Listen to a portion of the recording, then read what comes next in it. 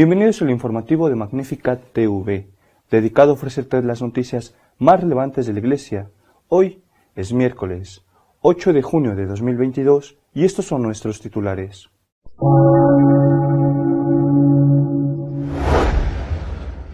El Papa ha nombrado 21 nuevos cardenales, entre ellos está el obispo de San Diego, defensor de los políticos católicos para que puedan comulgar.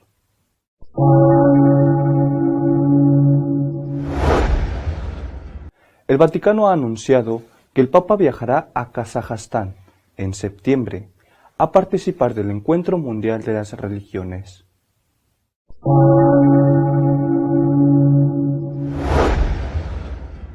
La diócesis de Toulon, en Francia, no podrá ordenar a los sacerdotes y diáconos previstos para este mes por decisión de la Congregación de los Obispos.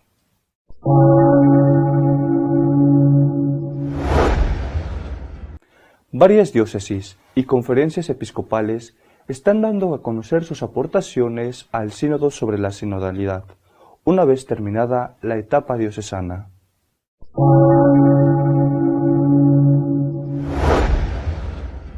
Un congresista republicano ha recordado a los que se escandalizan por atentados con armas de fuego que las muertes por aborto son muchas más.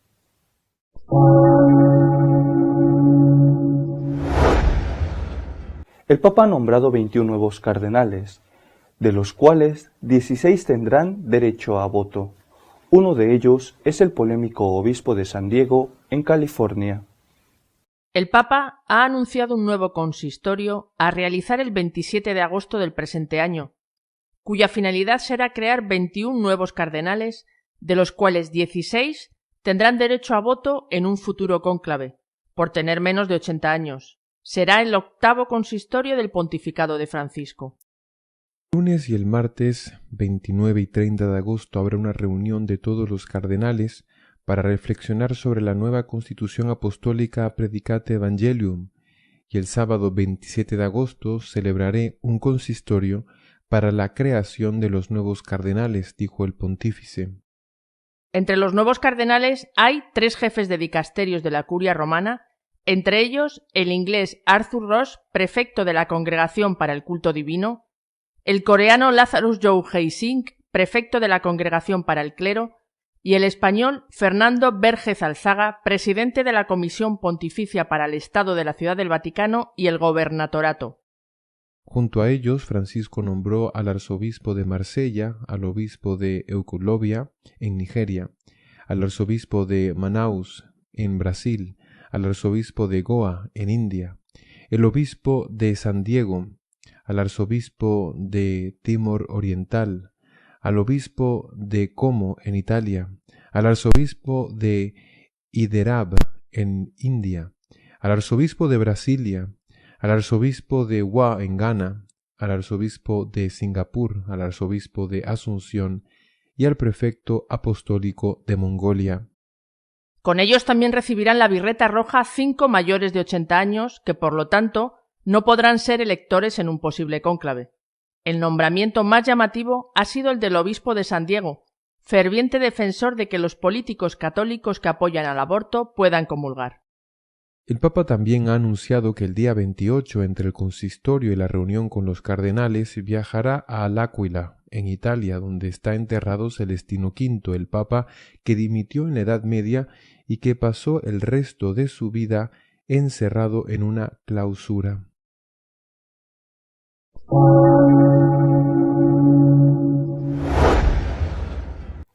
El Papa participará en el Encuentro Mundial de las Religiones, que tendrá lugar en septiembre en Kazajstán. En julio irá a Canadá, Congo y Sudán del Sur. El Vaticano ya había anunciado 2 viajes del Papa para el mes de julio, uno a Canadá y el otro a 2 países de África, Congo y Sudán del Sur. 2 viajes que pondrán a prueba la salud del pontífice de 85 años de edad. Ahora ha anunciado que en septiembre irá a Kazajstán, una de las repúblicas independientes que se desmembraron de la antigua Unión Soviética. En su capital, Astana, se celebrará el Congreso Mundial de las Religiones y el pontífice participará en él. El primer Congreso de Religiones Mundiales se celebró en Astaná en 2003, tomando como modelo la Jornada de Oración por la Paz en el Mundo convocada en Asís por Juan Pablo II en enero de 2002, para reafirmar la contribución positiva de las diferentes tradiciones religiosas al diálogo y la armonía entre los pueblos.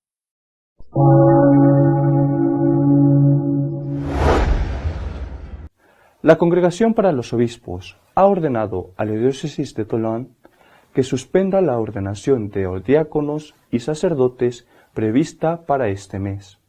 Monseñor Dominique Rey, obispo de Toulon, hizo público un comunicado para anunciar que el dicasterio para los obispos, presidido por el cardenal Marc Ouellet, le ha ordenado que no lleve adelante las ordenaciones que iba a realizar a finales de este mes de junio. En esa diócesis ordenaron 6 sacerdotes en 2021 y 8 el año anterior. Desde hace varios años, el número de candidatos al sacerdocio en el seminario es uno de los más altos de Francia. En 2019 contaba con 66, solo por detrás de los seminarios de París, 100, y la comunidad de Saint-Martin, 115. Una de las explicaciones de este elevado número es la fuerte presencia de miembros de nuevas comunidades y movimientos eclesiales. El principio de Monseñor Rey es dar una oportunidad a cualquier comunidad que pida ser acogida, explicó el padre Jean-Noël Dol, rector del seminario hasta 2020, que se ha convertido en vicario general de la diócesis. En 2019 las comunidades representaron entre 1/3 y la mitad de los candidatos al sacerdocio. El obispo Rey ha anunciado que obedecerán la orden de Roma con dolor y confianza en que Dios está detrás de todo, aunque no se entienda. Los jóvenes que iban a ser ordenados también lo han aceptado del mismo modo, aunque ya tenían todo preparado para la ordenación.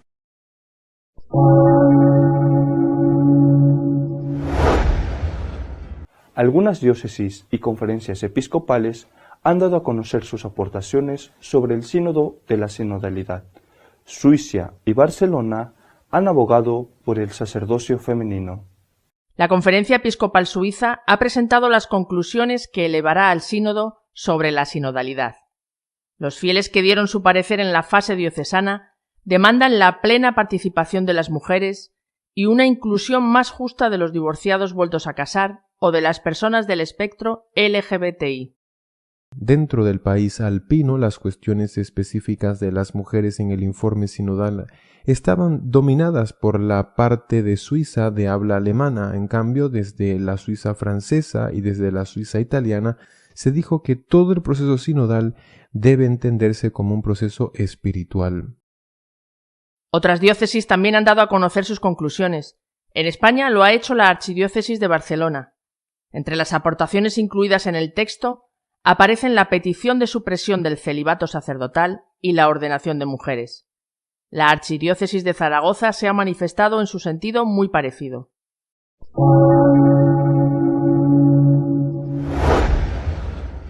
Después de los atentados con armas de fuego en Estados Unidos, se ha alzado la voz contra el comercio de armas.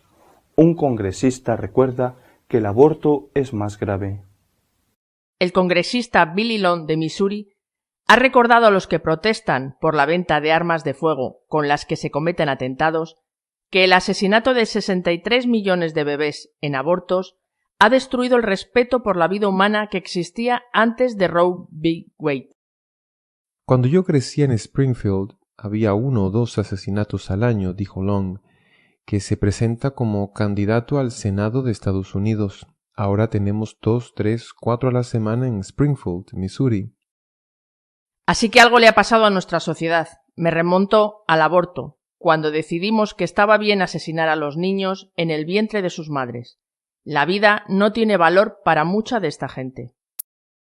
Las cifras del Comité Nacional del Derecho a la Vida muestran que 63,5 millones de bebés han sido asesinados en abortos desde que el Tribunal Supremo legalizó el aborto en el caso Roe contra Wade en 1973. 900,000 bebés son asesinados en abortos cada año, tan solo en Estados Unidos. Esto es más que la población del estado más poblado de nuestro país, California, y una cifra mayor que la población combinada de nuestros 23 estados menos poblados, dice el director de educación de National Right to Life, Randall O'Bannon. Para tener otra idea de la enormidad de esta pérdida, una nación con una población de 63,5 millones ocuparía el 23º lugar en la lista de los países más poblados del mundo. Se situaría por delante de países como Italia, España, Kenia, Sudáfrica, Arabia Saudí, Irak, Argentina, Colombia, Venezuela, Corea del Sur o Canadá.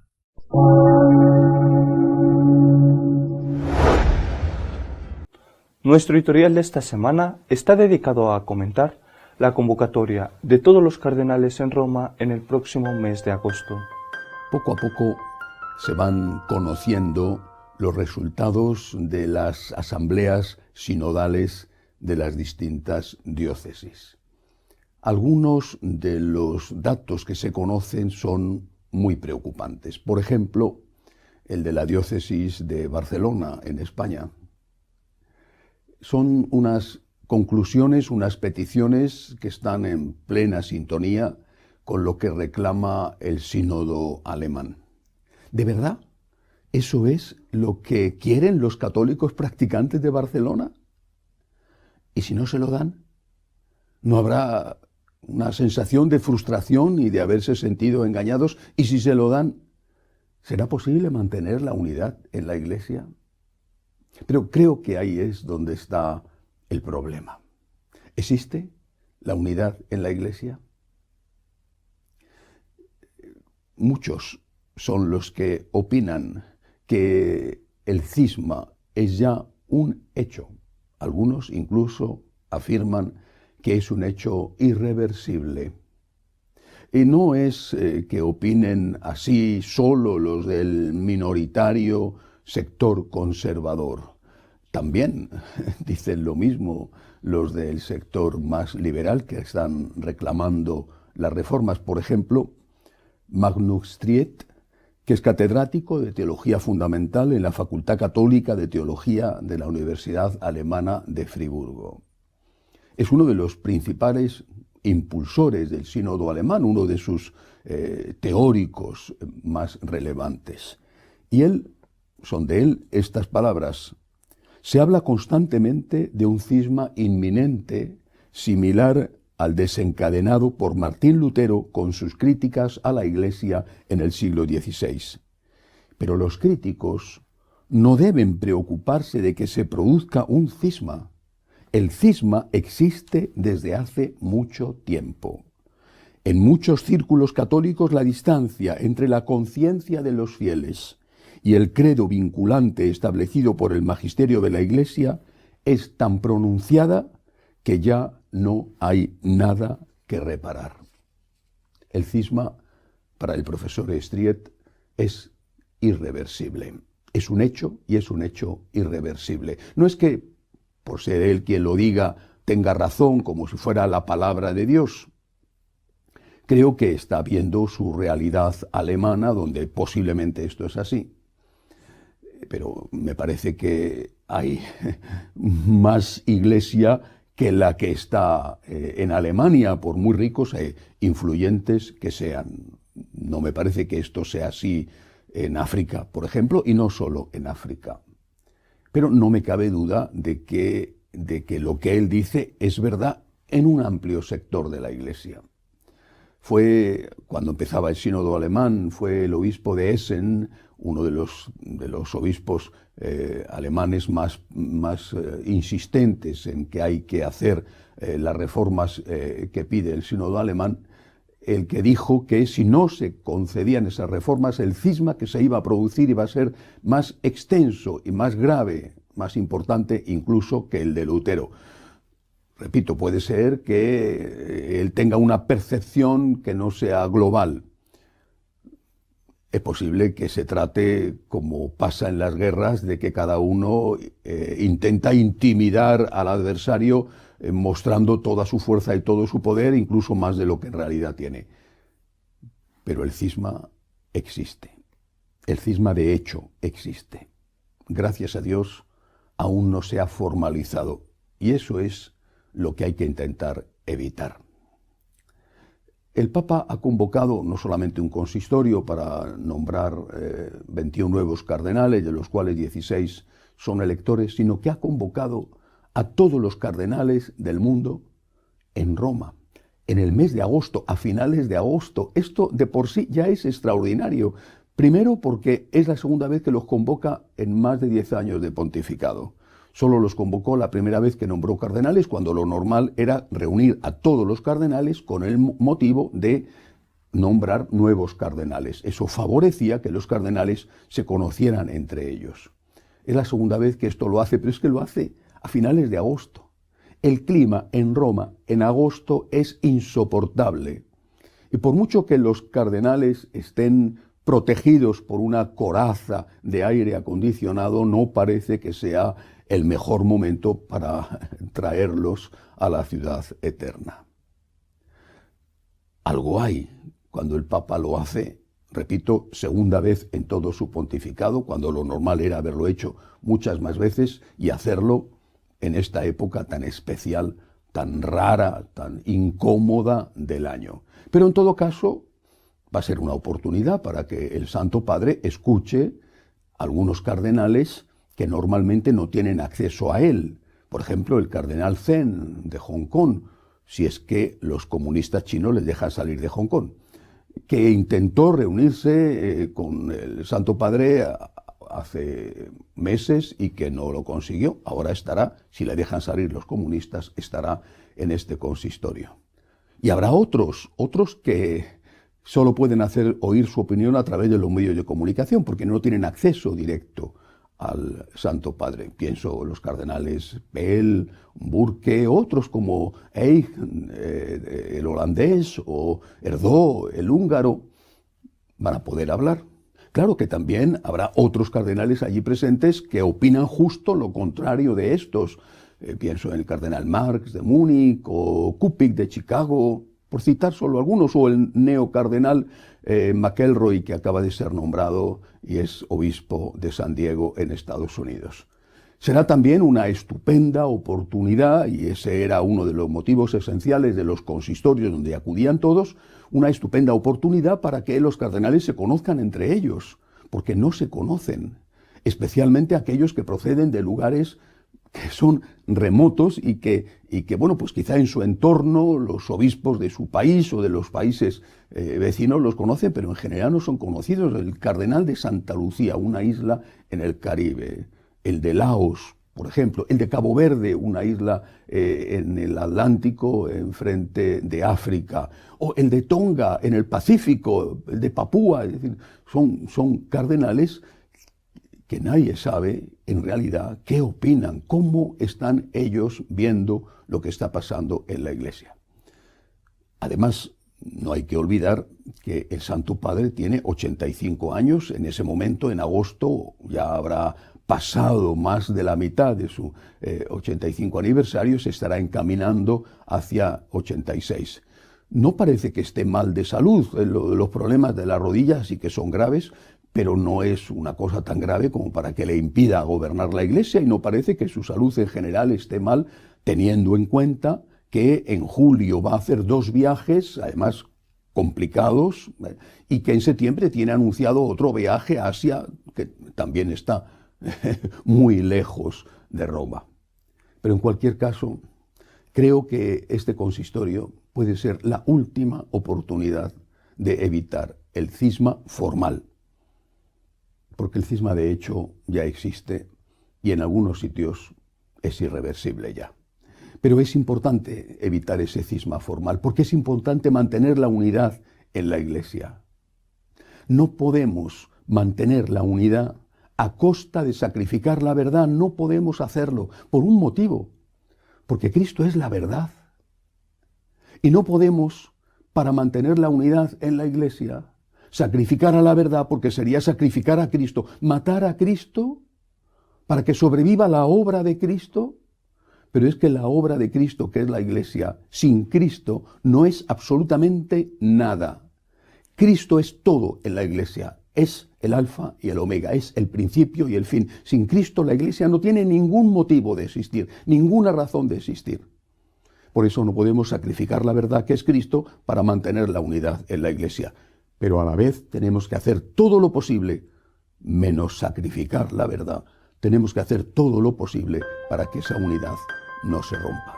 Y entre las cosas que tenemos que hacer es rezar. Hasta la semana que viene, si Dios quiere.